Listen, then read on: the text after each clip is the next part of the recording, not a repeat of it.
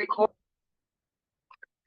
Okay, everybody, welcome to week 11, getting ready for appearances. Tonight, our guest speaker is Abib Nagam, and I'm your co-chair, Jennifer B. Probably remember me from last week. All right. So we would like to acknowledge that we are on the traditional, ancestral, and unceded territory of the Musqueam, Squamish, and Tsleil-Waututh nations. About AC Friends of Court, as everybody knows, we are a nonprofit organization that began in 2011 with our first legal forms workshop being held at the Access Justice Center at 800 Hornby Street. Our legal forms workshop helped British Columbians access affordable legal help for a variety of areas of law. Currently, around 45% of our clients are family law clients, and this school is the first kind of program of its kind in BC. So again, we'd like to acknowledge this school would not have happened without the contributions of Kylene Wong, Dom Batista, Dana Cornwell, and Andrew Pillar. We would also like to acknowledge that we are using resources from the Justice Education Society, National Self-Represented Litigants Project, and Legal Aid BC. So as a reminder that AC Family Law School does not give legal advice, these sessions provide legal information only. So again, the difference between legal advice and legal information is legal advice is answering a question or providing information that is specific and directly linked to someone's case. Legal information is answering a question or providing information that is more general and not specific or directly linked to someone's case. So for everybody tonight, any questions you have, please put it into the chat, put it into the general chat. Don't direct message anybody your questions, as they will not be answered if they are sent in a direct message. So for housekeeping, all sessions will be recorded and emailed to the registrants. We remind everyone that recordings and reference materials are not to be redistributed, and we thank you for your cooperation. For anybody who hasn't yet, please send in your participation agreements. Please make sure that you're muting your mic, and of course you are free to turn off your video. Any questions, please again put them into the chat box, into the general chat box. And again, don't ask questions directly related to your case, and respect others when communicating. And as usual, any questions or concerns you have after the session, please send it to info@litigantschoolbc.com. Please respect speakers, AC volunteers, and staff and other registrants. A reminder that any kind of abusive or harassing language or behavior will not be tolerated. We reserve the right to remove any individual who engages in behavior that the course facilitators determine to be disruptive, abusive, or harassing.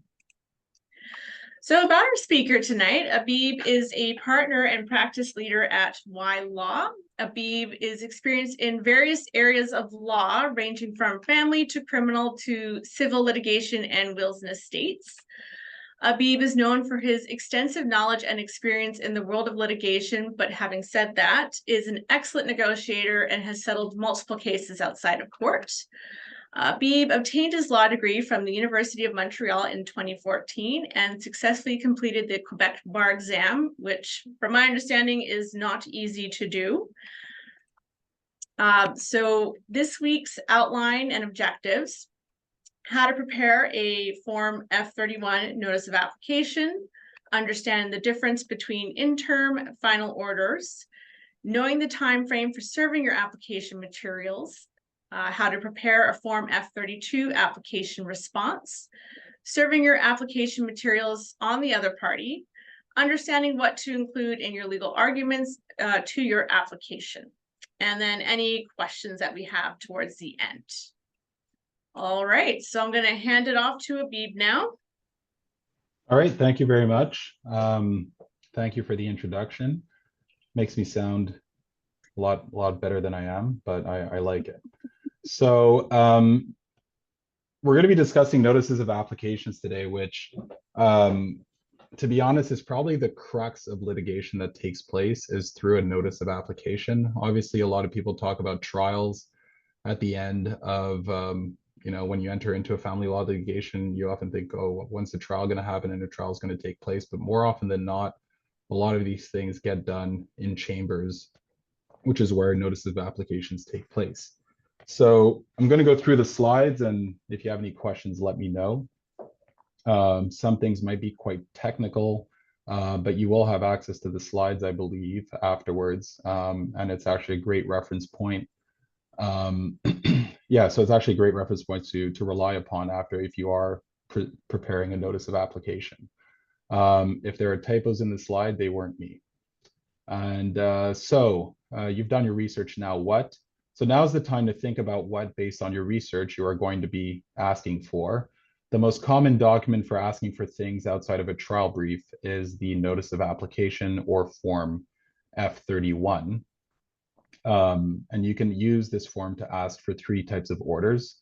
One are interim orders, which are done shortly after, well, depends shortly, but after your notice of family claim is filed and before trial. Final orders at a summary trial only. Otherwise, final orders are pronounced after trial, and varying final orders. So essentially, once a final order has been pronounced, then at that point, you can apply by notice of application to vary that final order instead of going through a full trial again. So next slide. So the 3 types of orders you can obtain with a notice of application, as I said, the first one is an interim order. These can be orders such as ex parte, meaning without giving notice to the other party order, like financial restraining orders, see Section 91 of the Family Law Act, orders for alternative service, or protection orders. They can also be used normally to obtain document disclosure, set up interim parenting and support agreements, or get interim parenting and support orders, adjourn trials, seek fines or enforcement, sell property in the interim, secure interim advances of funds for the purposes of funding litigation, mediation, or expert reports, and a number of other things. Now, secondly, there's final orders at a summary trial, where a justice might be able to decide matters without hearing oral or viva voce live voice evidence. You could try and resolve matters via a summary trial.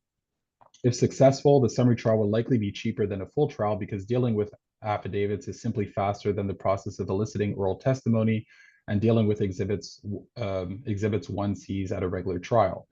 The downside is that if the justice is not able to decide matters, then you will not be able to get judgment. And even if both sides agree on a summary trial, it is always up to the direction of the justice. Having said that, it may well be that some of your prep is reusable anyway, so it's not a complete waste of time. This can be used to obtain final relief in a trial lasting 1 to 3 days, using only affidavits as opposed to a regular trial that might go 10 days, for example. Now, the one thing I'll say about summary trials is that in the years that I've been practicing in BC anyway, since 2017, I think I've only done 1 actual full-fledged summary trial. And the biggest issue with summary trials is that where credibility in it is an issue, or there's contested evidence, then you can't really go through the summary trial route. It's often used in a time where you'd be arguing a question of law. So if everybody more or less agrees on the facts, or the facts aren't that controversial. So for example, on the case I did, it was enforcing an agreement. It's whether letters between lawyers were enough to justify that the parties had reached an agreement. So we didn't have to argue about facts and who was where on what date. It was essentially looking at the letters from A to Z.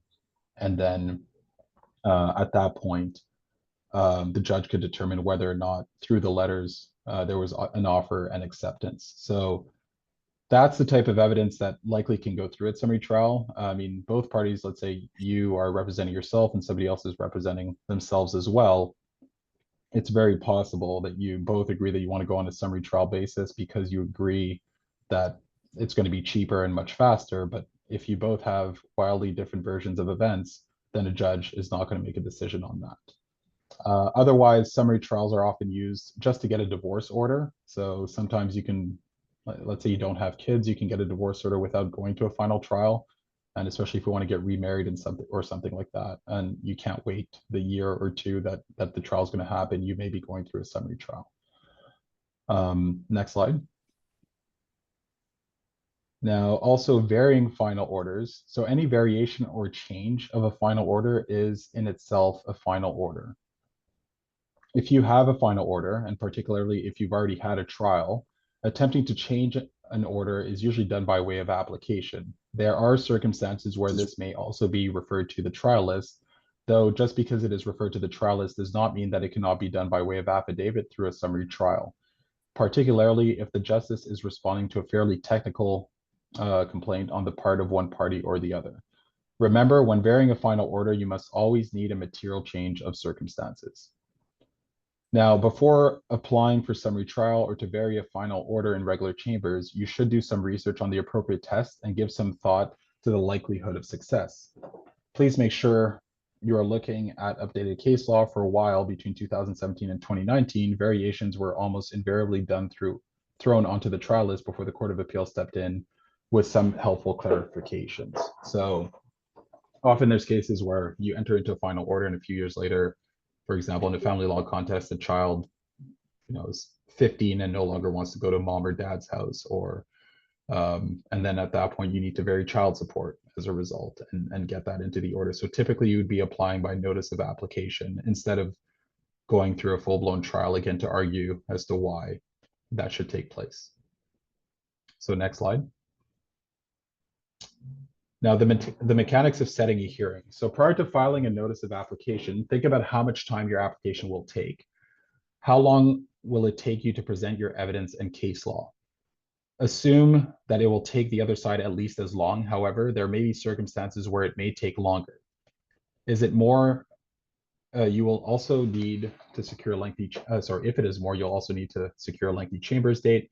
Different registries have different procedures for this, but it will likely mean waiting several months. Less than 2 hours can be booked on 8 business days notice, subject to everybody, especially an opposing counsel, being available. But the longer it is, the more chance you might not get heard the first time. There's also some risk of adjournment, even with long chambers, though it's generally lower. If, for example, there's a 2-hour matter, but it's not urgent and can wait a few months, you may want to think about booking a half day or a full day anyway, rather than having to go back to court multiple times to get adjourned. So as we'll discuss a bit later as well, when you're filing your notice of application, in regular chambers, you can go up to 2 hours, as I've just mentioned, but otherwise, if you're closer to the 2-hour mark, there's not always, you might not get heard and you might have to go back to court multiple times. And sometimes, especially if you're working with a lawyer on the other side, the other lawyer may have limitations in terms of their availability because they're dealing with a lot of files. So it's sometimes the longer it is, and this isn't a rule of thumb, but you can set your matter if it's less than 2 hours and go. But the longer it is and the closer it is to 2 hours, I often like booking 2 hour, a half day, or even a full day as a precaution, because more often than not, you think it's going to take 2 hours. And once you start talking and the judge has questions, it ends up taking more time. But for things that are under an hour, you should generally be okay. Next slide.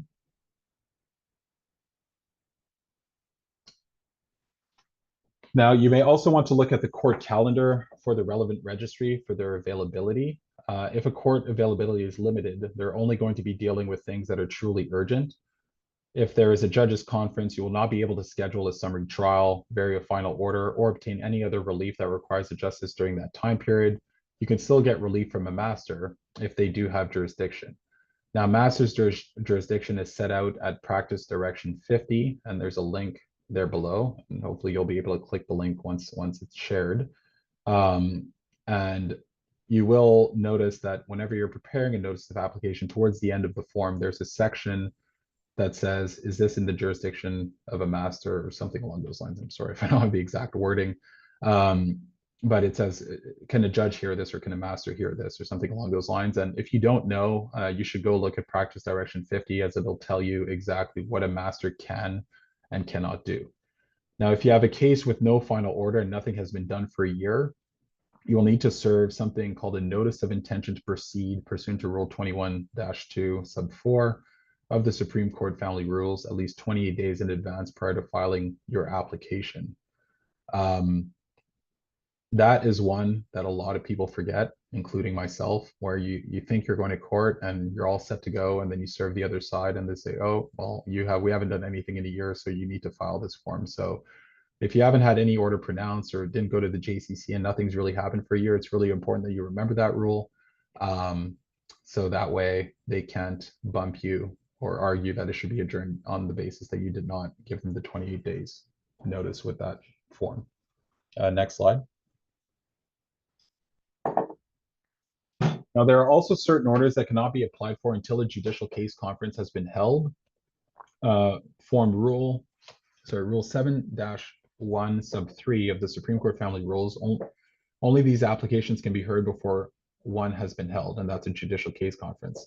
So an application for an order under Section 91 of the Family Law Act restraining the disposition of any property at issue. So that's typically an application. The reason those are urgent is because, for example, if nobody has property and all you have is cash in the bank, right? And somebody on the other side, or your former spouse, has $1 million cash in the bank, for example, there's nothing preventing them from spending all that money on whatever they want and dissipating all the assets. So in order to protect yourself, you can apply for a Section 91 order. Often it's done without notice, restraining the other side from disposing of that property. So the reason that we don't wait for a JCC is because often JCCs are booked 2, 3, 4, 5 months out, and you're concerned. People can't be really waiting for 5 months until they can file that application, because by that time, all the money could be gone. Also, an application for an order under Section 32 or 39 of the Family Homes on Reserves and Matrimonial Interests or Rights Act, or First Nations law made under the Act with respect to an equivalent matter. An application for a consent order. So if everybody agrees and you've signed an order, you don't necessarily need to attend a JCC prior to going to court to have a judge sign the order. An application without notice. So those are typically urgent orders. For example, protection order, or most often it's a protection order, or a Section 91 order, are really the ones that should be are done without notice, where you don't typically advise the other side that you're going to court. An application to change, suspend, or terminate a final order, given that it's done on that 21-day time frame and a final order has already been pronounced, you don't have to go to a JCC. An application to set aside or replace the whole or any part of an agreement, and that's a separation agreement. That's not an agreement that you've necessarily just signed, you know, a verbal agreement. Typically, you would have to go to a JCC prior to doing that, but a separation agreement is typically what's being discussed here. And an application to change or set aside the determination of a parenting coordinator. Next slide. Now, if your application is not one of the above, you will need to obtain a judicial case conference exemption. That's if you want to proceed to court prior to the judicial case conference. Now, I'm not sure, does everybody know what a judicial case conference is, or should I just briefly explain? I think you could briefly touch on it. Okay. So a judicial case conference, or a JCC in short, is once you file your notice of family claim and the other side files a response, then the first step in the legal process or the court process is scheduling a judicial case conference, which is a conference where you sit in a room and it's without prejudice. It's with a judge, a justice of the Supreme Court, or a master. And essentially you have discussions on what you can resolve, either procedurally, or sometimes I've resolved entire files at a JCC, very rarely because there's only an hour and a half. But the courts typically want you to go to a JCC. Oh, the rules require you to go to a JCC prior to going to court, because obviously if things can be resolved without going to court, it's better. So the JCCs do take place, and you're not supposed to be filing applications prior to attending the JCC.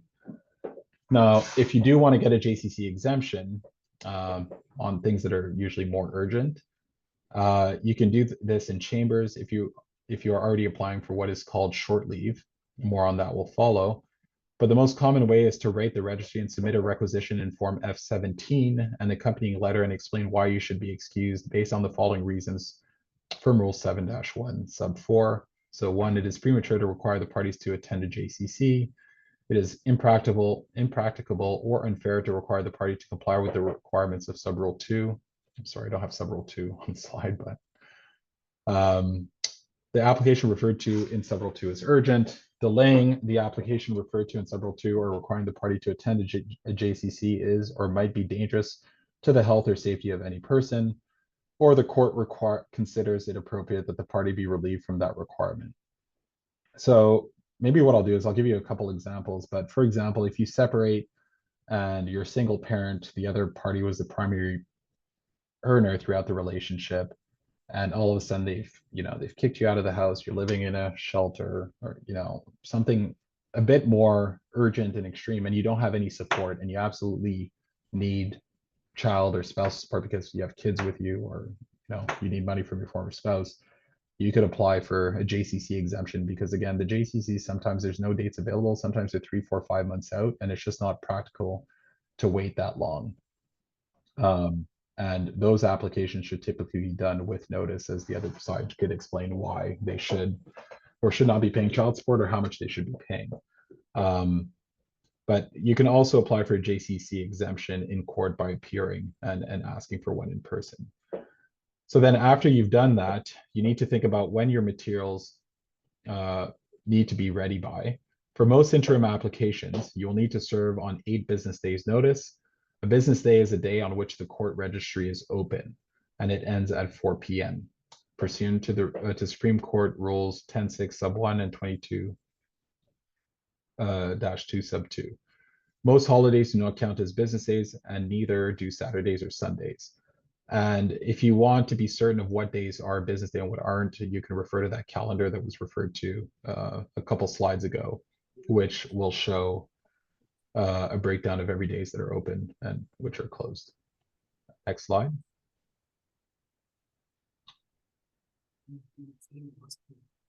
Now, pursuant to Rule 10.6 sub 7, you must serve an application for a summary trial 12 business days in advance, and an application to cancel or vary a final order or agreement must be served 21 business days in advance.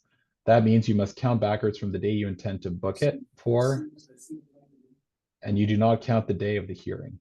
An example of calculating a business day service deadline is as follows.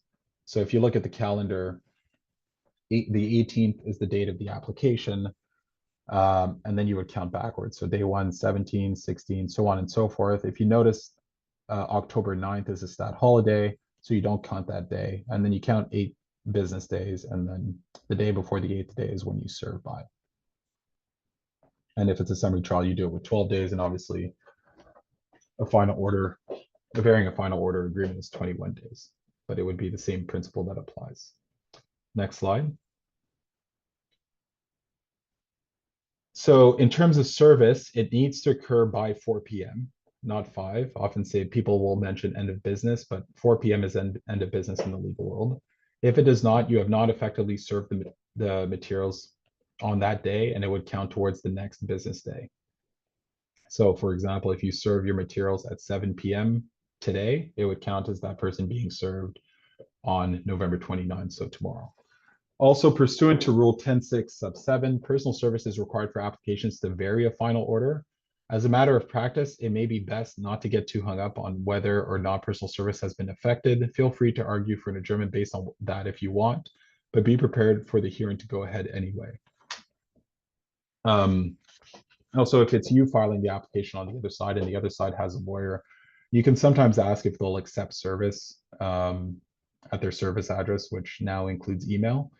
And that way you can avoid either hiring a process server or sending somebody, a third party, because you can't serve them yourselves, to the opposing party's house. We're not going to discuss contempt because that has its own specific rules for service and what can be contained in an application, but Rule 21-7 requires service 7 days, not business days, just days in advance, and personal service is required. There are no times for responses or replies in those timelines. Next slide. Now, if for some reason you require access sooner, you can bring on an application for short leave pursuant to Rule 10-9. Using a requisition in Form F-17 pursuant to the court's power to extend or abridge time contained in Rule 21-2 sub 2. Without getting into too much detail, generally you can expect the following. You will need to explain why it is so urgent that the normal rules are not sufficient. Secondly, hopefully you will be able to tell the justice or master that you have consent regarding dates.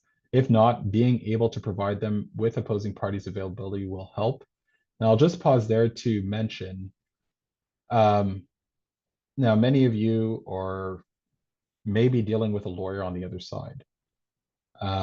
It, especially with lawyers, availability is a big thing. So try to avoid as much as possible just going to court and trying to get and trying to get short leave without at least having discussed when they're available to hear it. Now, if the dates that they give you feel are unreasonable, if they say, oh, I'm available in 6 months, then that sort of defeats the purpose of your short leave application. But at least try to have discussions about when you will have deadlines and when the hearing will be. If it doesn't work out, then you could still apply for short leave and make your proposal, but it's a good idea to at least, and good practice, even if you are self-represented, to at least go down and try to get that information from the other lawyer. Now, you will also want to explain when you will serve the materials, when the other party's response will be due, and when you will be able to serve your reply, if any. So on the form, there will be the date of filing and service of your application. Then there will be a deadline for the response. And then there's a date for the filing of the application record, which I'll go through later, is the binder that holds all the materials that is going to be before the judge, and a date for your reply. And finally, while not technically necessary, you will want your materials ready to go at said hearing and to bring a copy of the affidavit you will be serving and have your notice of application ready with a blank space for the date. Now, I know it's not necessary, nor I believe it's outlined in the rules, but typically when I've gone in on short leave, I at least have to have my notice of application because the judge wants to see what I'm going on before they grant it. And if you're going on short leave, also as a matter of practice, this isn't in the rules, but try to limit what you're going on.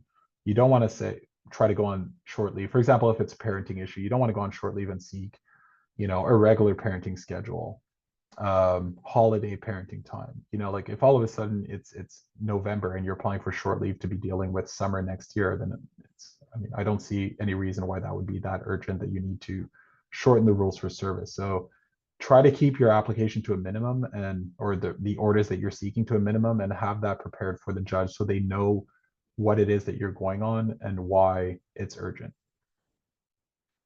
Now I do see a question.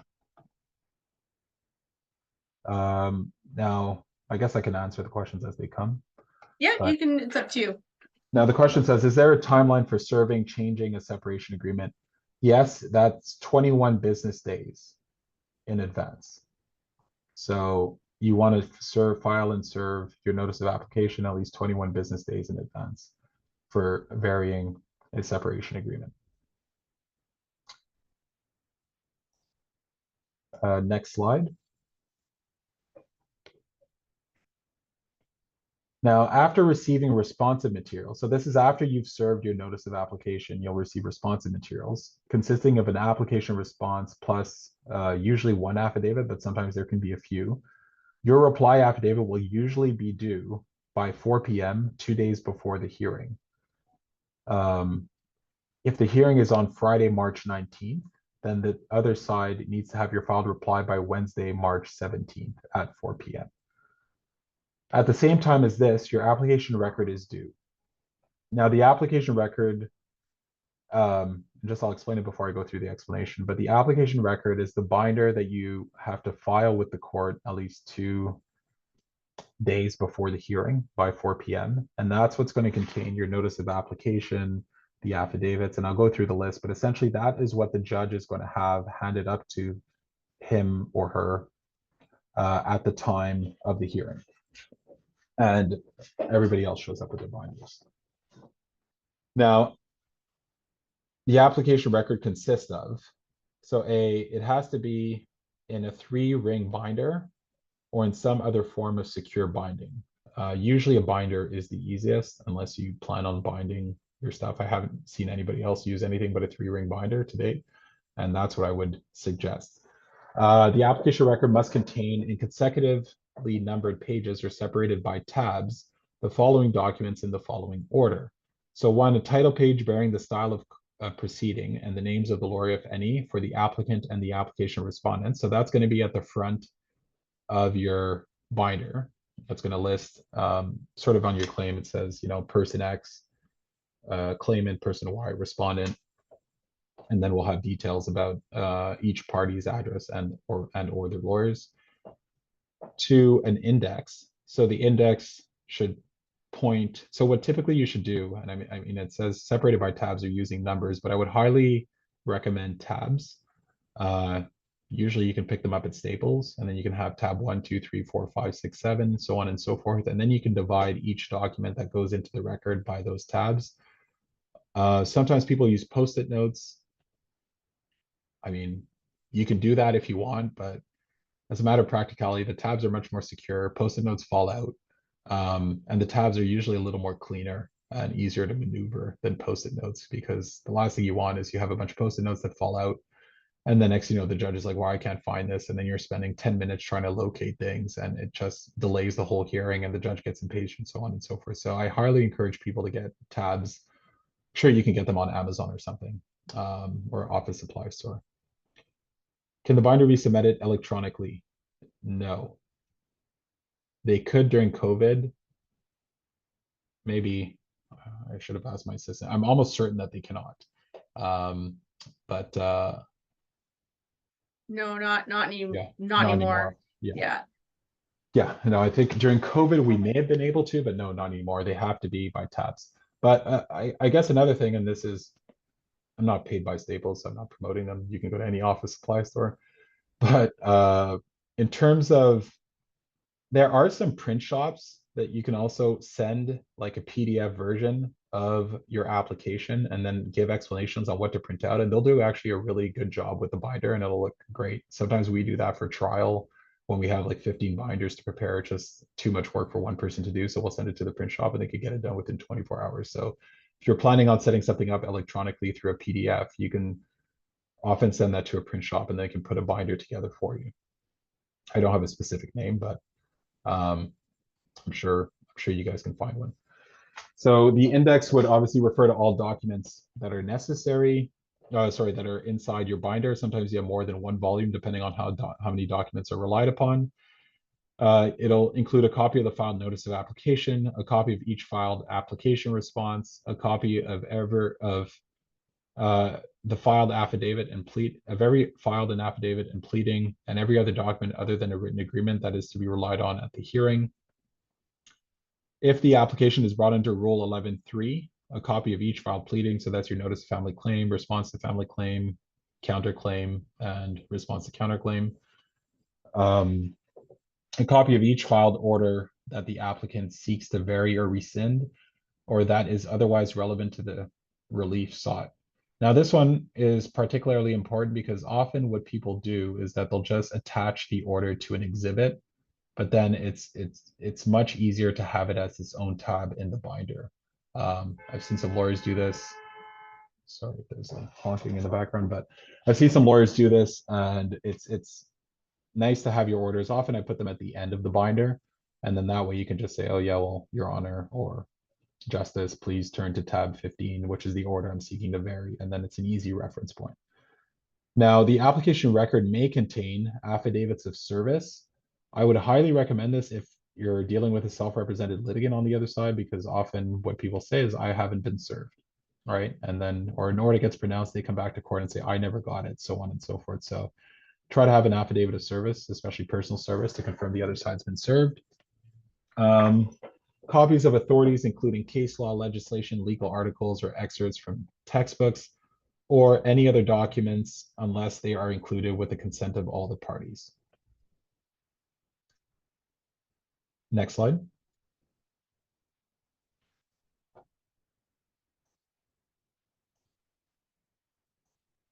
Now, if you do not file your application record on time, like I said, 2 days before the hearing will not go ahead. You can, if for whatever reason you weren't able to, stuck in traffic, sick, whatever it is, you can apply to court the next day for leave to file a late application record. Usually you can advise the other side that you're going to do it. It's not, they may contest it or not. But typically just try to remember as much as possible to avoid those issues. The last thing you want to be doing is running to court the day before a hearing to try and get leave to file your record when you should actually be trying to prepare your materials. Now, you must also serve the other side with your application record index by 4 p.m. on the day it's due. So again, 2 days before the hearing. So by that time, your index should be at the front of your binder anyway. So all you're doing is sending over typically a PDF version of your index so the other side can put together their own binder. Because when you go to court, the judge has the application record and you should make a copy for yourself and the other side will make a copy for themselves. I'll just look at the question. FYI, I've spent over $200 to have an application printed at Staples due to the number of copies I need to print it and put together. So be prepared to spend around that amount. Thank you. I didn't know that. Maybe print them yourselves and then get them to bind it. I don't know, but yeah, that it can be pricey and yeah, obviously check the price before you go. But thanks for sharing that information. Next slide. Now for the form itself, and that's the notice of application form. Once you figured out what you're seeking and therefore what your deadlines are and how it needs to be served, then you need to think about what is actually going into the notice of application. So the first thing you're going to do after the style of cause is put who you're giving notice to. So this is usually to the other party, but can be to a third party not involved in the litigation if you're seeking disclosure or discovery or for some other purpose. Not that for the most part, aside from the police and MCFD, which have their own procedures, if you're serving third parties, you will need to serve them personally by the deadlines if you want to proceed. So typically, as mentioned in the slide, 9 times out of 10, don't quote me on that percentage, but most of the time you're going to be seeking an order against the other side in the litigation. But there can be situations where you're looking for income information from a new spouse, or you're looking for MCFD disclosure in relation to an MCFD investigation. At that point, you need to serve the MCFD as well because they're the ones producing the disclosure. Or if you're seeking disclosure from a spouse, then you need to from the spouse, a new spouse of a former partner, then you're going to be wanting to serve that new spouse as well, or things of the sort. So you just have to make sure that who you're seeking the order against, because you can't seek an order against the other party for disclosure from a third party, for example. Next slide.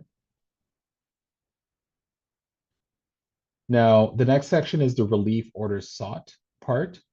And this is where you tell the court what you want. So in paragraphs that are numbered just like this document, the important thing is, except in the rare cases where you rely on the court's inherent jurisdiction, to specify what the court's jurisdiction is to give you the relief. For example, now pursuant to Section 16 of the Divorce Act or in the alternative Section 45 of the Family Law Act, that the claimant be required to sign and return the documentation to renew the child's passports forthwith.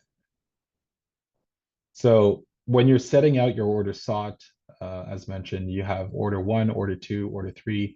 Don't put 5 orders, like one long paragraph. I want to travel to Mexico, and at the same time I want him to pay child support, and at the same time I want it, all in one paragraph. You want everything divided and separated, because sometimes when you go to court, some things may be granted and some things may not be. It's nice, and it's an easier read also when you divide things. Now, finding the section, you'll have to go into legislation. So if you're married, for example, you go in the Divorce Act, and then you want an order for child support, then you look for a child support order section and you'll put that section. Or if it's parenting, it's Section 16, so on and so forth. So is a new spouse legally obligated to provide financial information? Not right away. So it depends. As every lawyer will say, that's our favorite answer. It depends. So if in a situation of shared parenting, then you can seek disclosure from a new spouse, because in shared parenting, it's a different test. So you're looking at the amount of money that's in each household when you're doing an analysis under Section 9 of the federal child support guidelines, and the needs, means, and conditions of each house is an important consideration. So if your former spouse, it can't be like, it has to be reasonable. It can't be like a partner that's, they're dating somebody, so all of a sudden you're going to get their financial information. That's not going to happen. It has to be somebody that they're in a relationship with, has moved in, and is contributing to household expenses. You may want to look at how much that person is earning, because there may be a huge disproportion between both households. So in the event that there is somebody living at the new house and contributing to expenses, then their income can be relevant because that household could have, 10 times the amount of money that your household has. So you want to look and at that you want to look at that because child support may not just be a straight offset, but it could, the other side could be paying more child support because they have lower housing expenses. Hopefully that answers your question. Next slide.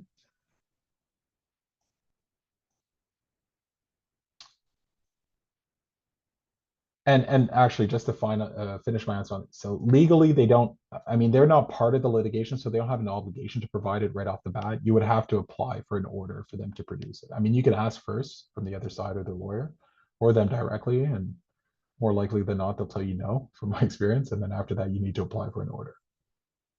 Now, relief orders sought continued. So now that you can see what I did there, and I was referring to that paragraph talking about Section 16 of the Divorce Act and 45 of the Family Law Act. I first relied on the Divorce Act because in this case, the parties were married, or if that was insufficient, as sometimes happens because the Divorce Act is less specific, then sometimes you can use the Family Law Act as a backup. Now, it could also be something that you're applying under a rule of court. I'm not going to read that specific paragraph below, but often disclosure is sought pursuant to Rule 9.1. So you'd be relying on pursuant to Rule 9.1. I am seeking bank statements going back the last 3 years for my former spouse, for example. And that has to be provided within 30 days. Next slide. Now, this is handy for a few reasons. In part, it makes the legal basis for your request clear, which helps people identify the test. And by test, I mean legal test. The other thing is that if a judge asks, what authority do I have to make this order, which judges often ask, the answer is right there in the document and hopefully in the statutes that you have in front of them. Now, Section 45 of the Family Law Act is an originating order it essentially says a judge can make an order for parenting, something along those lines. So they have it right there. So if you're seeking an order for parenting and you're not married, you would say pursuant to Section 45 of the Family Law Act, I'm seeking that the child shall reside with me and my former spouse shall have parenting time as follows. And then you say, every other weekend or something like that.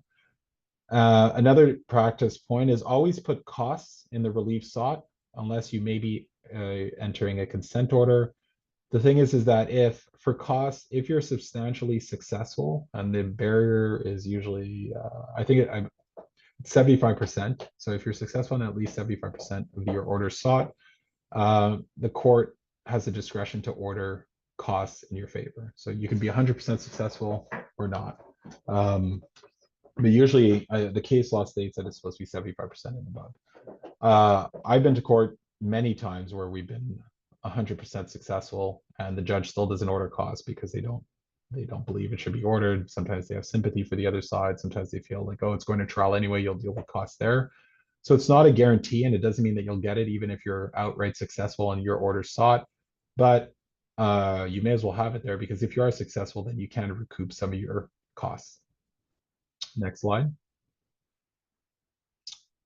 Including those printing costs, by the way, could be included in the cost that you recover. Now, this is where, the factual basis, this is where you put the facts on which you're relying on. Bear in mind that for notice of application, you have a 10-page limit, and that's for the whole document. So you may not be able to include all the facts that are in your affidavit here, but hopefully you will have enough to give the justice or master a sense of what the relevant facts are. If you have facts in here that are not in your affidavit, you will likely not be able to rely on them. Think of this as a place for a summary. I always have something that reads like this at the beginning of my facts. Now, for example, the parties have been living in a marriage-like relationship or began living together in a marriage-like relationship in 2012, were married in September 2019, separated on October 3rd, 2022, and were divorced by an order pronounced November 5th, 2023. This was a relationship of approximately 10 years. They have 2 children, X, born June 23rd, 2014, who is currently 8, and Y, born June 4th, 2016, who is currently 6. The children currently spend their time equally with each party.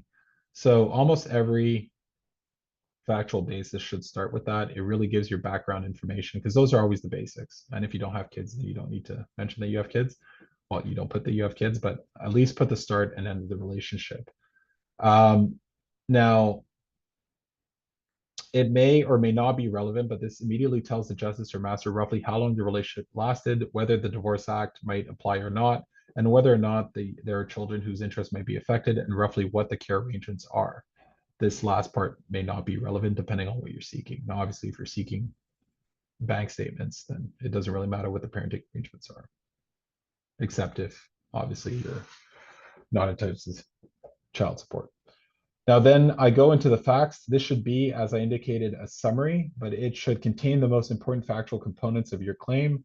For example, if it is about support, you might briefly describe the income earning history of people and then talk more about what it is in financial statements or tax returns. This is not where your argument goes.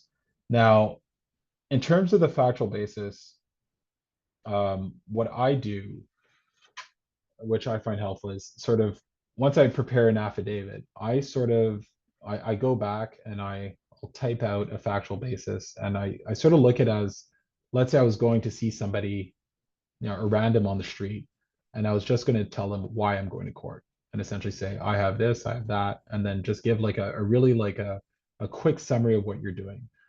There are some people, and it's quite frowned upon, mostly lawyers that do this, not so much self-represented litigants, where they'll just copy paste their affidavit in the third person. And it's like, it's sort of what's the point of doing that? Because the affidavit is separate, you can already go through that. What I find the factual basis is mostly used for is often when you go to chambers, regular chambers of less than 2 hours, a judge has sometimes 20 things before them or 30 matters before them. They don't have time to go through every single affidavit and all the details. So what they'll do is they'll look at the notice of application if they have time, and they'll just read it, and then they have a general idea of what you're there for. And especially if you're there for a consent order or something like that, you can say, well, I'm married X date, separated X date, we have kids, and I'm applying to enter this consent order, which finalizes her parenting arrangements. And then that way they can say, well, I've already read the order and I'm done, and I'll just sign off on it. So your appearance may be really quick. But again, try to keep your factual basis as, brilliance. There was a judge that once said there's brilliance in brevity, because the shorter you are, people really want to hear like the bullet points, right? So that's what you should focus on instead of going into a lot of detail. Next slide.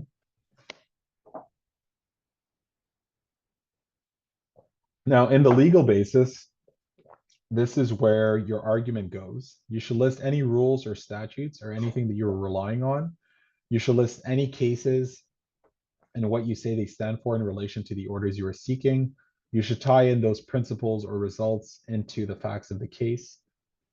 The first few paragraphs might look something like this. So the first one will be rules 1.3. That's a rule of proportionality that we're supposed to say proportional in litigation. Rule 9.1 and 10.6 of the Supreme Court family rules. So essentially, by looking at this, it's essentially a disclosure application is what you're applying for. So you'll list what rules you're going on, and then you either highlight the Family Law Act or the federal child support guidelines to say on what basis you're applying for the orders that you're seeking. I'm not sure if you guys have previously done sort of a legal research and where to get the information to get the basis for that. Have you? Yeah, they learned about Canley and how to utilize it and where to find case law and where to locate certain rules. Yeah. So that's sort of where, once you've done all your research, you're putting that in your legal basis and you're essentially putting a summary. Now you're not, again, it's a summary and it's not your full-blown legal argument. You're not going to copy paste a 20-page the 20-page argument that you were planning on reading to the judge, for example. It's really bullet points again, all what you're arguing. Next slide.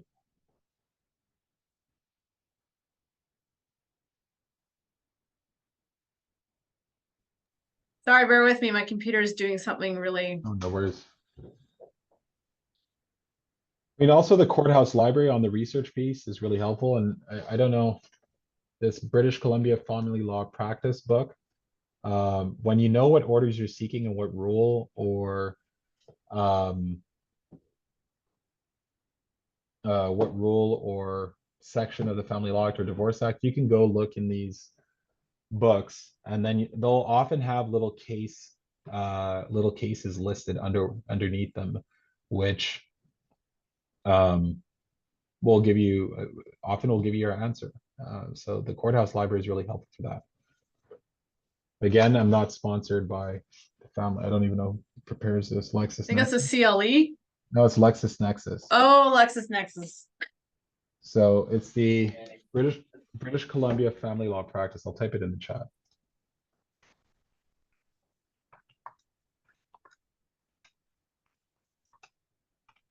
I apologize, everybody. I don't know what's going on with my computer, but it seems to be glitching like crazy. Okay, there we go. This should be the appropriate slide.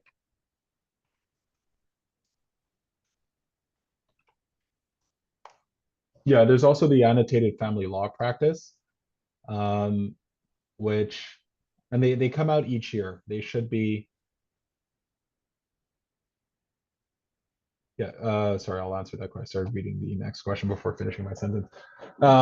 So they're updated each year. So you can, whenever there's a new case that comes out, or a more relevant case, then they'll put them in there. Now, not all cases are there, and you may still need to go on Canly or other legal research databases to be able to find your cases. But most of them are there. This one I have here at my desk is from 2021. Sometimes I start off with that because that's the one that's here right now. But otherwise I can go to, we have a 2023 one, and they come out each year. But the library should have the updated ones, and they're really helpful, especially, I know this isn't a course on legal research, but it does help for the legal basis. When you do go, for example, to the Family Law Act, and you'll have a section about, example, setting agreements aside, and then they'll have example of cases where agreements were set aside, for example. So then you can sort of go read those, and then it gives you a starting point. It's often, a lot of lawyers use these to start off because at least it's like it's a starting point, and then those cases, once you plug them into Canly, can lead you to other cases, which I'm sure you've sort of learned how to go through that on the on Canly before. Now, legal basis continued. After that, however, we're going to want to get a little wordier. And that's after listing just the general rules. There's a case called Dupree and Patterson, 2013 BCSC 1561, that notes that the argument to be made should be fully disclosed and should contain more than a cursory listing of the rules, which is all I've done above. Here is an example of one used in aid of an application primarily targeting towards disclosure, but with the idea that if it is an order, we'll be imputing income. Bear in mind, some pieces of the puzzle are in the facts relied upon. Now, just to go back to the Dupree and Patterson case briefly. So it's a case that says that you can't just go, again, like I said, just can't recite the rules. So for example, if you're seeking a parenting order, in your legal basis, you shouldn't just be writing Section 37 of the Family Law Act, which is the best interests of the child section. It should be, Section 37, then you list your cases, and then you'll have at least a brief explanation as I want to go to Mexico. I believe it's in his best interest because, or he or she or my child's best interest because we're going there with family. There's a wedding taking place. He's never, I'll just say he because we'll assume it's the son. He's never gone to travel before, so on and so forth. You don't need to go through the whole history and say, dad has or mom has unreasonably withheld all travel for 20 years, and I think that they're this and that and stuff like that. It's really not what's there for. You essentially just outlining your legal test. Now, what's over here in this example, Ms. Benning refused to provide the underlying documents supporting her 2019 business income. There is no reason to think that she would not do the same in respect of her 2020 business income. In the context of her seeking a retroactive adjustment to various Section 7 expenditures, as well as Mr. McLennan's application for a retroactive variation back to July 1st, 2020, these documents are clearly relevant. So this is an example as to, for any disclosure application, you have to explain why it's relevant. So then you're explaining that in your legal basis. As indicated in Beasley and Suzuki Motor Corp, the court held that the discretionary power to abrogate rules around disclosure discovery should be exercised to do justice between the parties, balance their interests fairly. It is submitted that Rule 1.3, which indicates proportionality, can form a component of this test, and given the present application, it is submitted that this is a case where it warrants it being made. DN and MR discusses the onus on the person seeking to impute income and notes that it suffices to demonstrate that business expenses have been deducted. Pang and Wu, 2017 BCSC 396, indicates that where a party provides information that is incomplete, the court may draw an adverse inference, so on and so forth. I'm not going to read the whole thing from A to Z. This is my colleague Ari Wormley who prepared these slides, and his legal bases are always, call them legal bases on steroids. They always have 25 cases referred to. You don't always need to. I sometimes have 2-3 cases, right? Like if you don't need to have, I mean, the more the better, right? Because you cover all your angles. But as you can see here, he begins at the beginning, he began by explaining why he's seeking the disclosure, and then gave examples of cases of why disclosure is ordered, so on and so forth. So that's why, and then gives a case on imputation of income if you're seeking to impute another party's income. So looking at this, it's a general idea, and it's a good way to sort of look at what a legal basis should look like. Next slide. I think the next slide is a similar examples.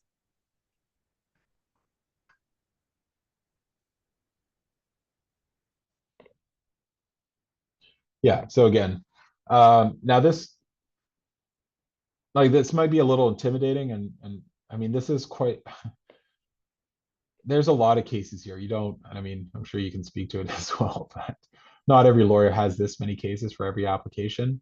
It really depends what you're doing. If you're seeking 6 different orders on 6 different issues, then yeah, you may have a lot of cases, but don't think that you have to show up to court with, I don't know how many he has here, 17, 18. Just looking at it quickly, you don't have to show up with that many, as long as you have a few cases in support of what you're looking for. So for example, on a parenting decision thing, you can have 2 cases that address decision making, right? Where, for example, one parent is continuously uncooperative with the other parent in terms of health decisions regarding a child. A court ordered that the other parent shall have final decision making. And then you just have an example of a case where that was done in the past, and you can put that in your legal basis, and you could say, in my case, Mr. or Miss so-and-so have continuously refused to consent to this required medical procedure. As such, I require final decision making in order to get this operation done on our child. And that should be sufficient. But yeah, so that's essentially it. But again, the important thing is to cite the cases, explain what they stand for, and if not obvious, tie them into the factual basis at hand. So when you say, you know, case X versus Y, 2015 BCSC, whatever, was a case where parenting decisions, or one party was given final decision-making authority with respect to decision-making for the children. And then that's all you would really need to say. What you can also do is you can also copy an excerpt of actual a paragraph in the case that references what you're planning on relying on. You know, some people like to do that, others don't, and like to sort of just put the case reference and let the other side do the reading themselves. That's totally up to you. As long as the general point is explained, then you've passed your, you've met your requirement.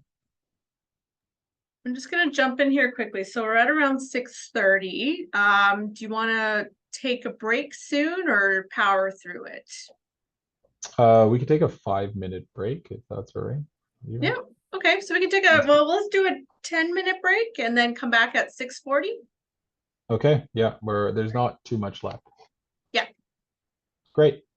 All right, so everyone go stand up, stretch your legs, and we'll see everybody back at 6:40. Perfect. All right.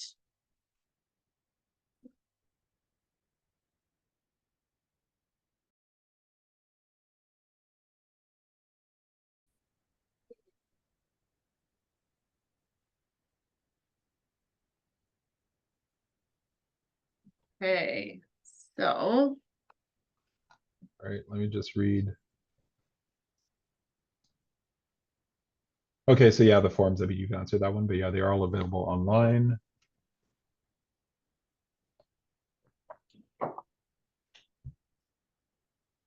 So the increase on a property such as a home that both of the parties, I believe, are entitled to have 50% each is only the increase for the time the couple were together after the purchase of the property and before the separation date, or the increase is considered after the divorce date, or this is subjective to the judge. So typically if a party owned the property at the time that you began living together, then the rule of thumb or the rule, I don't remember exactly what section it is, but it's in the 90s, late 80s or 90s.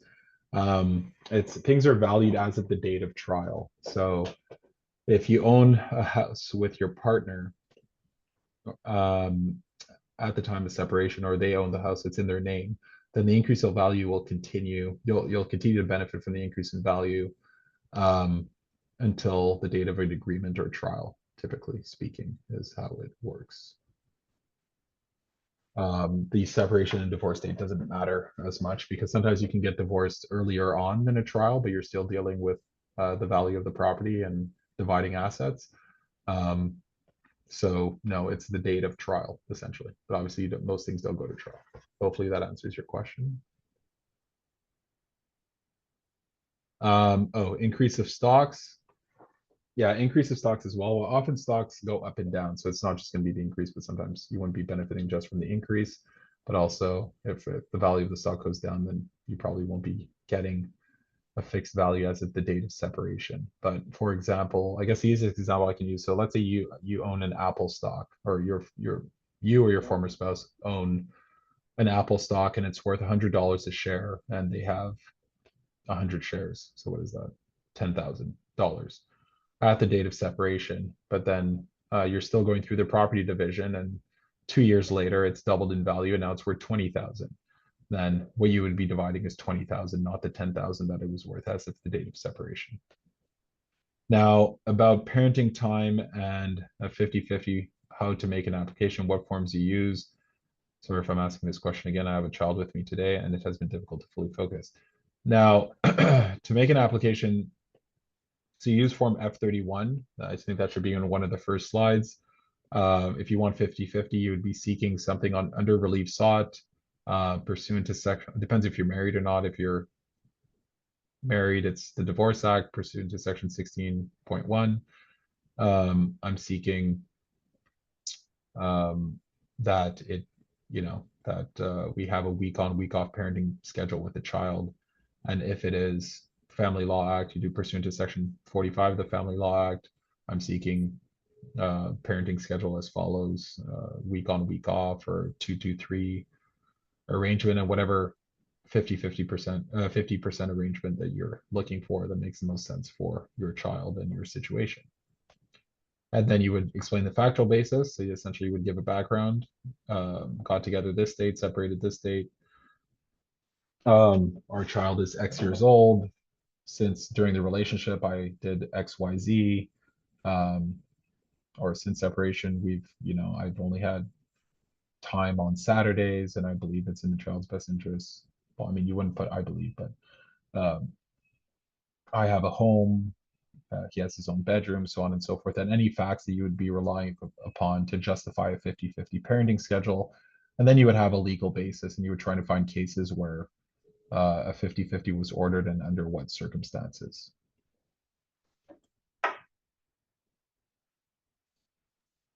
Now, going back to the mechanics, now planning your hearing. So materials relied upon, that's towards the end of the notice of application form. And that's where you put everything that you rely upon. So typically you're going to be relying on an affidavit, upon affidavits, because that's what you use when you go to your hearing. And remember, when you put things in your affidavit, you can only rely on your hearing on things that are in your affidavit. So you can't just have a one-page affidavit and then plan on going to the hearing and bringing up 100 new things that's never been put on the affidavit. Even if the other side knows everything that you're saying and they agree with them, the judge is going to say, where is this in your affidavit? So it's very important that everything is in your affidavit, and anything you plan on saying in the court, you put you put in your affidavit, and you put that affidavit in your materials relied upon. If it is with respect to a financial issue, such as child support or property division, or sorry, a property issue, because you wouldn't be doing a property division at an interim hearing, then you also want to have a financial statement and an updated financial statement. I believe for any financial statement that hasn't been, it has to be like, I don't remember the exact timeline, but you're supposed to produce a financial statement at least 28 days before the time of the hearing. It's like between 28 days and 90 days or something along those lines. It's under Rule 5.1 of the Supreme Court Family Rules, 5.1, if you want to note that. But if you're going on something to court that's a financial issue, do not forget to provide a financial statement. If it hasn't been updated, please update it and put it in your materials relied upon.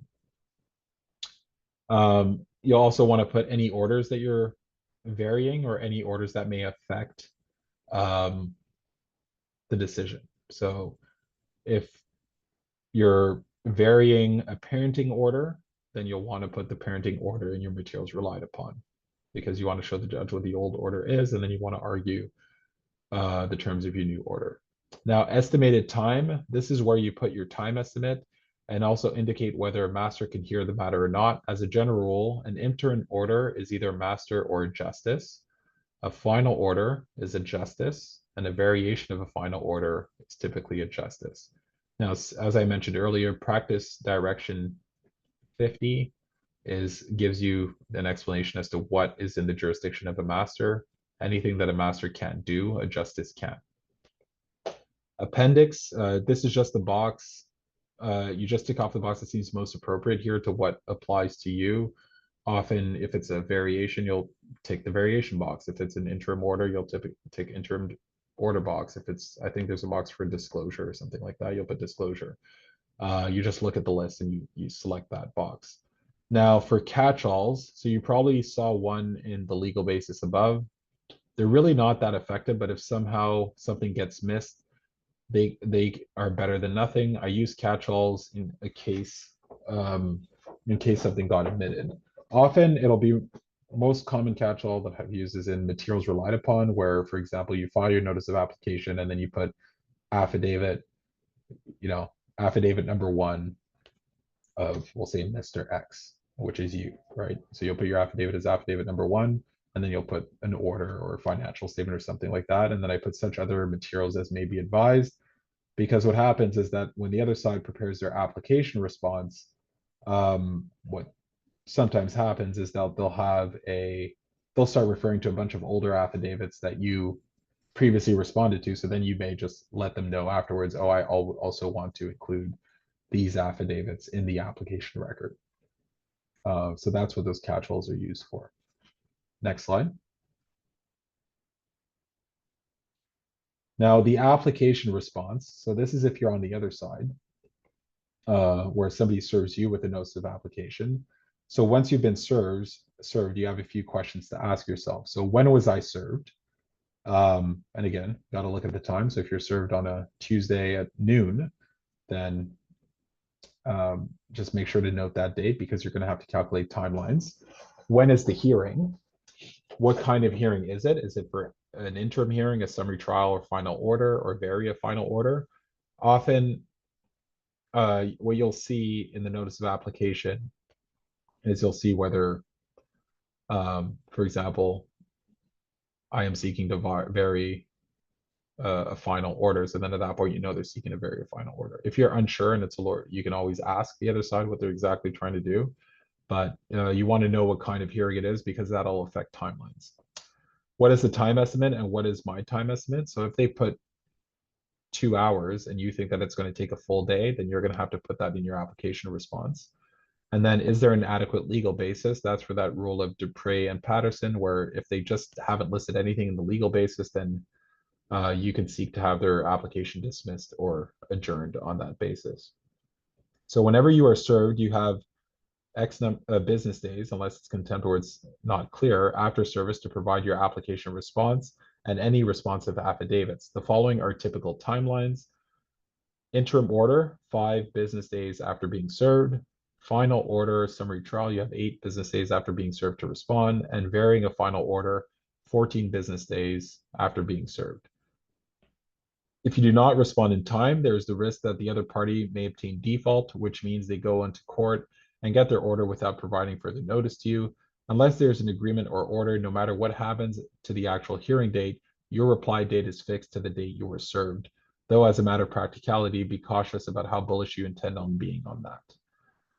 Now, if dates have not been discussed with you previously, you may also want to consider whether or not you are available. As a self-represented person, the answer is that you generally will be, with limited exceptions. For example, specialist appointments that you have previously booked and will take months to reschedule, funerals, perhaps a vacation that you have already booked prior to being served or notified of the dates, you're in the hospital, etc., but you may not be as well. So, I mean, obviously, if you get served, which some people do, it's unfortunate, but if you're going to a resort in Mexico for a week and then you get served by email the day after you arrive, you should probably be communicating with the other side that you'll be seeking an adjournment, and when you come back, you should apply for that adjournment or wait till the hearing happens to explain why you weren't able to respond in the timeline.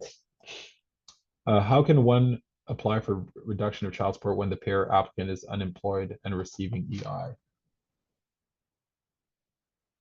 That be kind of bordering on legal advice? Yeah. Yeah, so unfortunately, we can't answer that. I can see if there's any resources that can help give you some general guidelines on that question. But I don't think that's something we can answer today, unfortunately.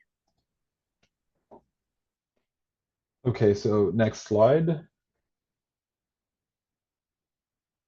Now, application response. Application responses are fairly similar to notices of application with a few minor differences. You do not seek orders in application responses. If you want an order as well, you will need to file a notice of application within the requisite timelines or get short leave. An exception is where it is considered a true cross application and involves the exact same set of facts. For example, if one person says they want a child to reside primarily with them and you want the child to be shared, because the legal tests and considerations and relevant facts are exactly the same, that would likely qualify and you could bring on your own application to be heard the same day. Be aware that this is, of course, discretionary, but if you're not sure, you're better off with a notice of application than without. At worst, you can use it to say that it is more that if more time is necessary, then both applications should be heard together and there should be an adjournment. Orders consented to, opposed, or no position. This portion of the application response is different from the notice of application. Here you put any orders you agree to, and if you only agree to them on terms, what those terms are. Then you note that any orders that you're opposed to, as well as any orders which you're not supporting, but you're not going to fight either. This last category may be particularly relevant if the person is seeking relief against another party, such as disclosure, which doesn't really concern you, but which you aren't necessarily supporting either. So as an example, in the orders consented to, so when you're looking at the other side's notice of application, you'll see in your application response, you have a section, and then you're going to use the same numbering. So if number 1 to 5, they seeking things that you don't agree with any of them, then you just put orders opposed and you oppose those orders. Or if you consent to 1 and 2, for example, like they're seeking bank statements and you say, fine, I'll produce them, then you can consent to the bank statements and then disagree with the rest. Now, factual basis, this is going to be exactly the same principles as discussed earlier. Again, a summary of what's going to be in your affidavit in response. And then legal basis, this is, again, I'm not going to read that whole paragraph, but it's more or less the same legal basis principles that we discussed previously. You're going to list the rules, the statutes that you're relying on, and then as well, you're going to be listing the cases in support of your position.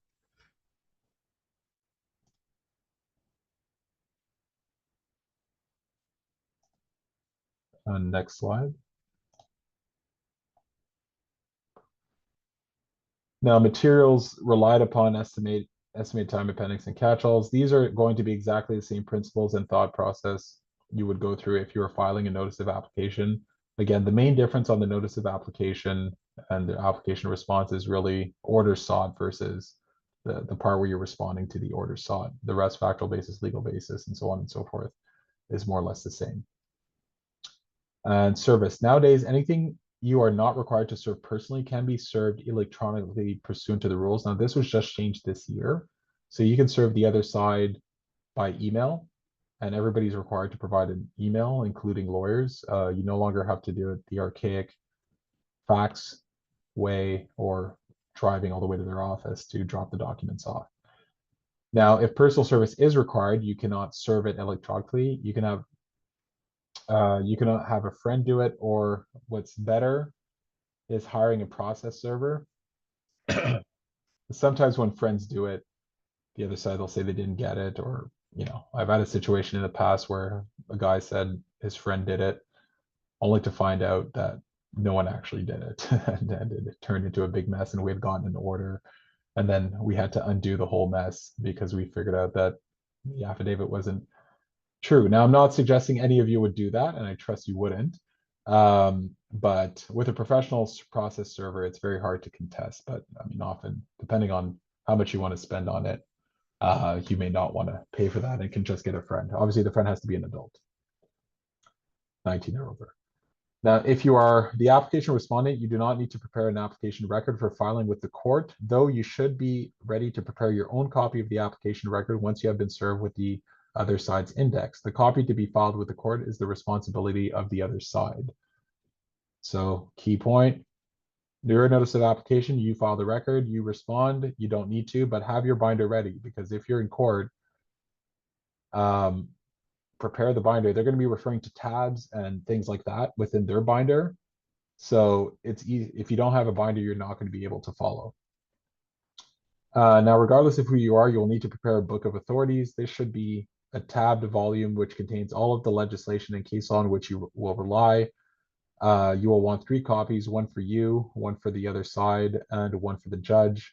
The other side's copy can be double-sided, but the judge's copy should be single-sided because they do take notes on the other side.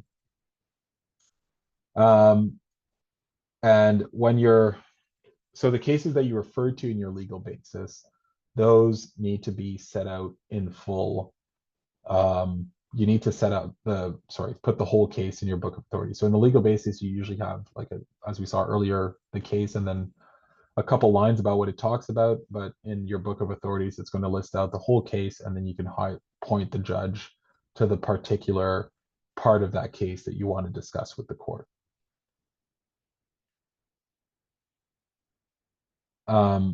And if there are some new issues raised in your application response, and the other side may be providing you with new cases, they should be giving you copies of the cases before the hearing. But often, and it's happened to me many times, people just show up to court and they hand me a case 20 minutes before we go up, and then you're sort of scanning and trying to figure out what it says. But it is good practice to send them in advance. Next slide.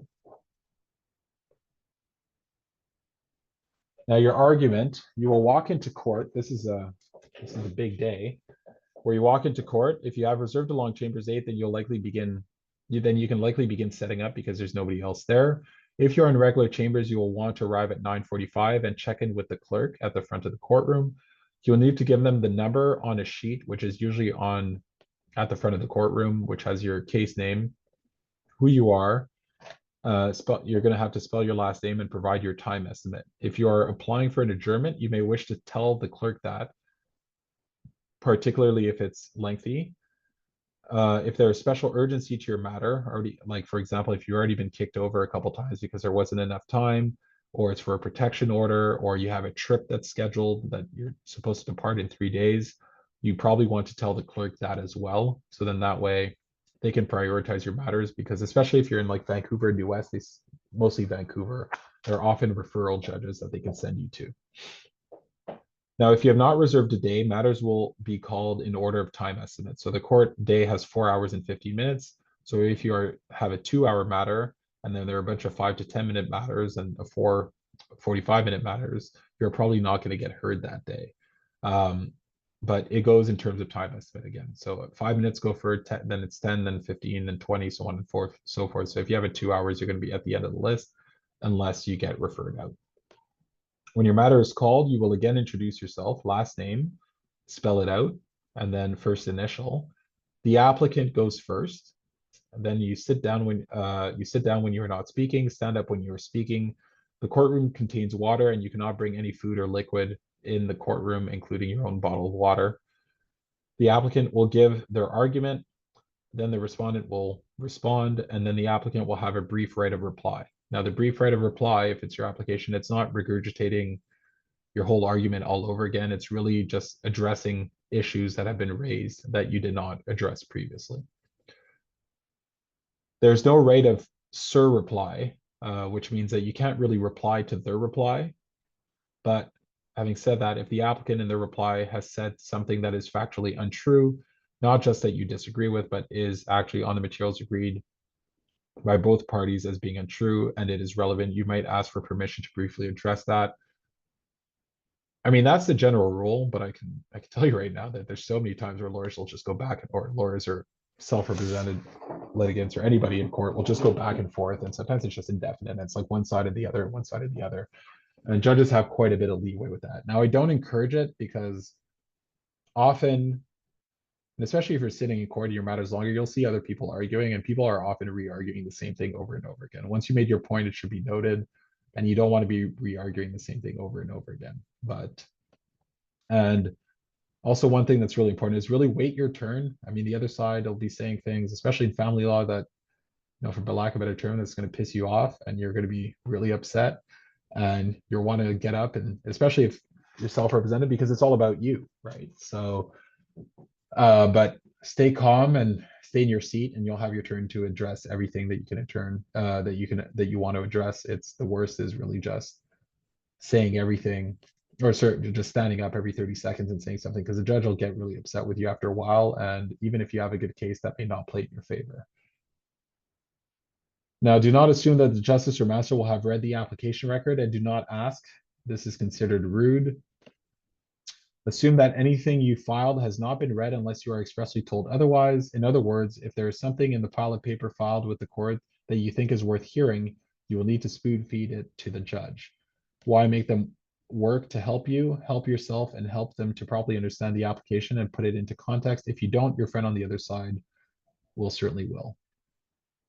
Your friend is what people refer to as lawyers on the other side, but sometimes we're not friends. But anyway, next slide. Now, unlike civil cases, family cases have no rules regarding written argument. If you're talking for 10 minutes, you can hand up a written argument. I usually have my argument written out, but I don't necessarily share it. There's no requirement to provide it. And sometimes you provide it and then they could read it during the break and argue against you. So, but there are times where I have passed up a written argument depending on the case. Generally, as indicated in Dupre, written arguments will be accepted. However, it is important to remember that this is not a substitute for a properly done notice of application or application response. If you have arguments in there which were not disclosed in your notice of application or application response, you may run afoul of the rule, and your written argument may not be acceptable. So again, try to stick to what's in your notice of application. And this is my colleague. I may have a different opinion on this, but I'll get to it. But he wrote, I recommend written arguments for 3 reasons. The first and most important is time. Time, as indicated above, is very limited in chambers matters. If you have an argument that spoon feeds them everything the trier needs, and the trier is judge, needs to hear or read, so that they're not flipping between binders all the time, unless they want to look at something in particular, you can move faster. Also, you can talk a little faster than you otherwise would, because they don't need to work as hard to take notes, and they can follow along by reading, which is a faster information absorbing process. The second is that if you do not get a decision that day and the trier has to reserve, it gives them something they can take away without having to worry about the quality of their notes or review the audio. The third is that sometimes you can get distracted by something the other side says, especially if you're the respondent, or maybe the justice or master says. Having something in writing gives you a roadmap and makes sure you do not leave the important elements of your case or application gathering dust in the application record where no one will ever know it. Now for written arguments, so like I said, I write something out always, unless it's like a consent order. But if it's anything you're going to contest, I like to write something out because it is a good reference point, especially if you're not used to being in front of a courtroom. It's really helpful to have something written and try to stick to the script as much as possible. But that's not always possible because judges interrupt, they ask questions, they'll sort of throw you off your game. So you can ask the judge sometimes, hey, can I continue with my argument here? But you also have to be prepared to sort of know your stuff really well and be able to explain things on a whim. I've seen people in court before say, hey, well, maybe not like that, but say, Your Honor, may I please continue to read my argument, as it's much more succinct and I want to make sure that I say everything that I want to say. And more often than not, the judge will agree. I'll just say, yes, carry on. And that's good. But yeah, I think it's important to have a written argument or at least an outline of what you're going to say. And also make sure, and this is very important, make sure to have references in your notes as to where things are. So because everything that you say has to be in your affidavit. So the judge may ask you, where is that in the affidavit? And you're supposed to be able to answer. Now, if you're representing yourself, you might get a little more slack with that, but it's just have affidavit. What I always put is whenever I'm saying something substantive that comes from the affidavit, I'll have affidavit number 1, tab 6, paragraph 55 or something. So that way, if I'm just talking and then all of a sudden the judge, well, I want to see that, where is that? And I could say, well, it's affidavit number 1 and it's right there. So instead of flipping through, sometimes you can have thousands of pages, right? So it's good to have a written argument in that sense. I was thinking more my colleague has a written argument that he shares with the other side. I'm not too keen on that, and there's no obligation to. Now for order sought, this will be exactly the same as your notice of application. If for some reason it's different, you'll need to explain what and why and realize it may result in an adjournment. Changing a dollar figure by $1 or a date by 1 day is not likely to result in adjournment, but everything is situational. If you are an application respondent, you might summarize briefly what the applicant wants and why it should be denied. Frequently in orders, also typos. I mean, sometimes you'll have a typo, right? That's easily explainable. That likely won't result in an adjournment, but you can't show up saying I'm applying for disclosure and then all of a sudden you say, oh, and 50-50 parenting too. That's not going to go anywhere. Frequently in order sought, I might take the opportunity to signal anything that has been consented to in an application response. So then that way you can tell the judge everything that's agreed upon and you don't have to revisit that. And while generally there is no need to read all the relief out, you may wish to briefly summarize what the application is about from your perspective in 1 paragraph. Next slide. Now, again, all arguments start with the same basic background, duration of the relationship, marital status, names, birth dates, ages of any children. You may also wish to set out any relevant background facts that are not controversial, especially procedural ones. For example, if you're making a parenting application, you might want to set out any prior parenting orders and when they were made. For ease of reference and to avoid flipping through binders, which takes forever, when making a written argument, I always let the judge know where I'm getting my facts from. For example, it should be noted, well, this is what I was just saying. Maybe Ari does that for everyone, saying, every single thing he says is at this paragraph. I usually just have it in my notes, and you can sort of gauge with the judge. Sometimes they'll ask you where it is, or you can point them sort of the area of the affidavit that you're talking from. And then they'll sort of, sometimes they don't even listen. They just start reading the affidavit on their own. But again, reference points are really important. Now this avoids interruptions and lets everybody know where you're at. You'll notice I've also paragraph numbered the argument for ease of reference. Next page.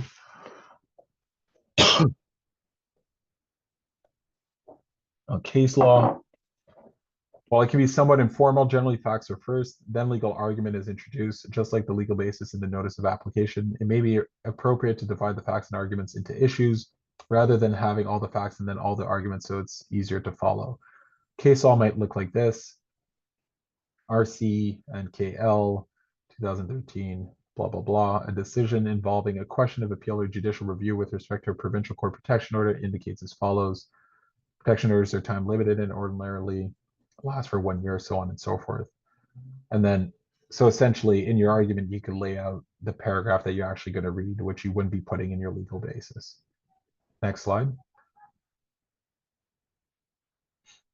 Now I've set out the case. I've identified to the extent relevant what it's about, and I've cited the relevant paragraphs and bolded the part I think is especially important for the argument I am making. Where the point is very common and well known, I might not include the actual excerpt to save space. Note, again, I don't necessarily read out everything in the paragraph. I may only read what the portions are in bold. The rest is there to assist the justice in context and in case anybody has any questions. It's still also, I still also have a book of authorities that has the full case in case the opposing side wants to use it to distinguish it or argue that the case means something other than what I've said. They can do that. I'll usually wrap up with a quick summary of what I think the main points are, and then I'll end my argument. Now, after the arguments, after both sides have had their say, the justice or master may make a ruling. They may also reserve, which means you will have to wait a while. When the ruling has been given, then you might argue cost. If you're substantially successful, that's 75% or more, as I said earlier, you can argue for cost. Cost may be fixed at a given sum payable forthwith or at the end, or cost in the cause. Whoever wins the trial will get the cost of that application. There are also other variations, but we won't go into all of those here. You can also argue for double costs if you have sent an offer to settle, which you've met or you beat. So if you set an offer to settle pursuant to Rule 11.1 of the Supreme Court Family Rules, well enough in advance of the hearing, then and you win on everything, then you may get double costs. That's the principle. In reality, I haven't seen it happen that often. Judges don't, especially in family law cases, for some reason. I mean, obviously, because people are, it's not really like a big corporation fighting against a big corporation. They don't always order costs or double costs. I've rarely seen it in court when I've been there. Now, the successful party will have to draft the order. If you are unsuccessful, you may need to think about whether to appeal the order or not. Interim orders are hard to appeal, though, and appeals based on alleged error of facts and sometimes mixed fact of law are hard to succeed on. You have 14 days from the decision of a master to appeal and 30 days from the decision of a Supreme Court justice to appeal. In rare circumstances, you may be able to do a reopening if the order has not yet been entered, but there was something that was not brought to the justice's attention, or an error just discovered the effects, or an error just discovered that affects the results. That probably goes on beyond the notice of application piece, but just remember that you can appeal it, but appeals are always difficult. Now, I believe that wraps up the presentation for today. So does anybody have any questions?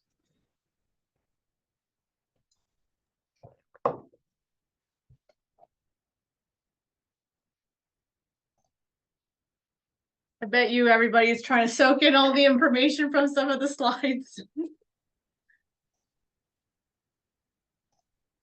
Yeah, you're Oh, welcome. thank you. Thank you very you. much. Thank you, CC. All right. Well, if nobody has any questions right now, again, you can always send it to info@litigantschoolbc.com. And yeah, if there's no other questions, I think we're done for the evening. Thank you so much, Abib, for doing this tonight. We really, really appreciate it. And thank you, Ari, for creating these all the information for the slides. I think there's a question. So instead of there we go. instead of speaking all the arguments, a written summary or arguments can be given to the judge. Yeah, so yeah, you could do that as well. Like I guess an outline. You can provide an outline if you want. But typically speaking, yeah, I guess you could provide an outline. But I mean, at that point, it could be helpful to give your whole argument. And also for longer hearings, a written argument may be helpful, especially a full day. At that point, you may think of handing one up that the judge can take away because it's not very common that judges, usually on full day hearings, judges will reserve their judgment and you'll get your decision another day. So at that point, if it could be helpful to hand one up. Hopefully that answers your question.